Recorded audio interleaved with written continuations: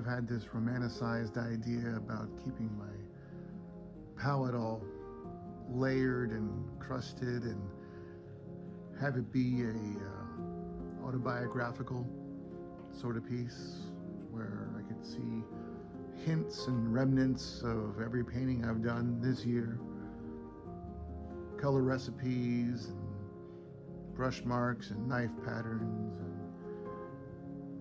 just thought it was sort of a badge of honor. But it's to the point now that it's really hard to work because I'm lost in all of it.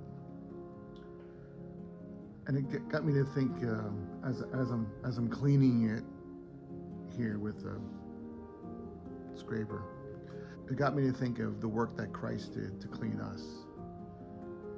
For me, it's going to be elbow grease in a couple hours and a couple layers of this to pull off some pretty ugly clumps of dried latex, unusable oil paint, just to get down to, back to its clean self, back to a version that's I'm able to put fresh paint on and think again and create again. And it makes me think how much we get ourselves all messed up and gunked up, full of who knows what. And while I have to spend time using this, 2,000 years ago, one guy did it with 3 nails. Cleaned up everything.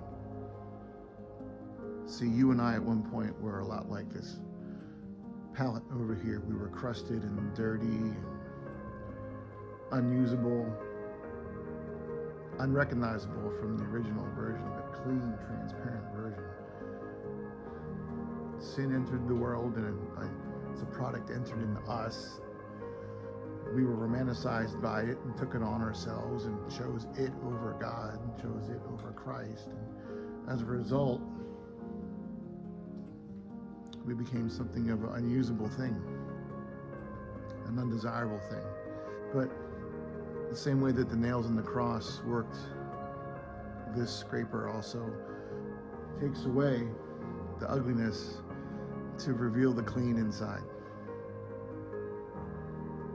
so more beautiful things can come.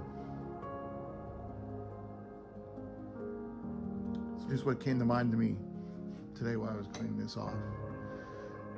I just thought I'd take a second to share that with you, that however much you think that you're layered or crusted or buried in whatever layers, whatever years of dried up, gunked up, unusable material, you don't need one of these. Just need one guy. Just need Jesus Christ. His 3 nails on the cross did it for all of us.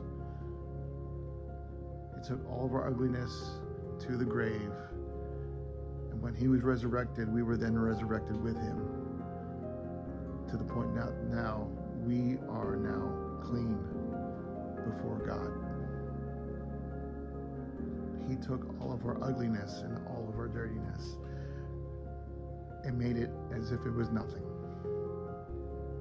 And I'm not going to get this palette back to where it was. That's going to be impossible. But just take a second and think for how much dirty this is and how much dirty we are, that one man can go to the cross and clean us up to the point that we have good favor with God again. What an amazing, amazing gift. I wish it applied to this. Friends, if you've not yet taken a moment to consider your relationship with Christ, whether you just have a cognizant knowledge of him, whether if you're at a dinner party and you would wave across the room and you know who he is, but you really don't know him, let me invite you to know him. And whatever is in your head that tells you that you don't deserve him, get rid of it. Because we all look like this. All of us. Every theologian, every Bible scholar, every disciple, every apostle, everyone aside of Jesus looks like this. And all this ugliness and all this unwantedness and all this unvaluableness. I was once all those things, and he cleaned me up. So friends, do yourself a favor. Don't wait for someone to have to scrape you clean. Just take a second and ask Jesus. Just ask him to come into your life. Tell him you want to know him. Tell him that you realize that you're at the end of what you can do yourself and you can't do anything more, and that you're nothing without him. Let him partner with you. Together, work together to take away all this.